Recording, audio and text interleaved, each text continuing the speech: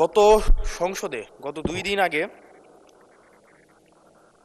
বিদ্যুৎ জ্বালানি ও খনিজ সম্পদ মন্ত্রী বলেছিলেন যে কোনো জ্বালানি সংকট নেই এবং সবাই যারা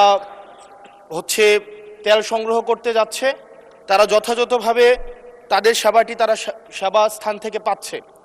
কিন্তু মাননীয় স্পিকার, আমরা দেখতে পাচ্ছি গ্র্যাজুয়ালি পাম্পগুলো বন্ধ হয়ে যাচ্ছে। আজকে সিলেটের পাম্প বন্ধ হয়ে গিয়েছে।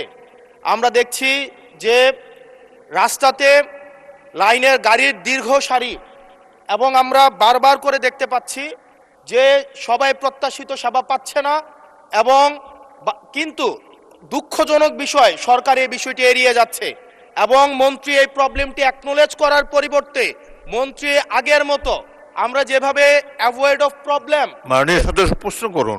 প্রবলেম যেভাবে আমরা অ্যাভয়েড করে যেতাম, মন্ত্রীদের মধ্যে এক ধরনের প্রবণতা দেখা যাচ্ছে যে তারা প্রবলেম অ্যাভয়েড করছে।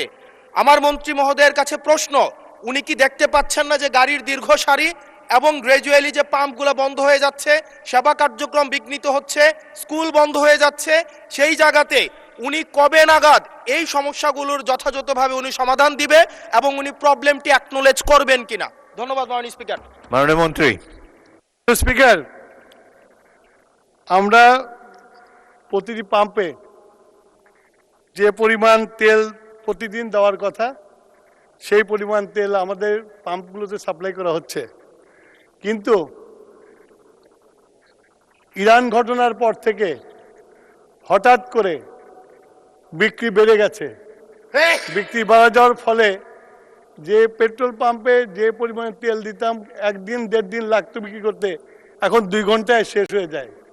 সেই জন্য আপনার মানুষের যে প্যানিক বাইংটা শুরু হয়েছে, লাইন দেখা যায় কিন্তু পেট্রোল সাপ্লাই হয় না, এটা ঠিক না। পেট্রোল প্রতিদিন সাপ্লাই করা হয়। ধন্যবাদ মাননীয় স্পিকার। জনাব মাহবুব উদ্দিন খোকন, নোয়াখালী।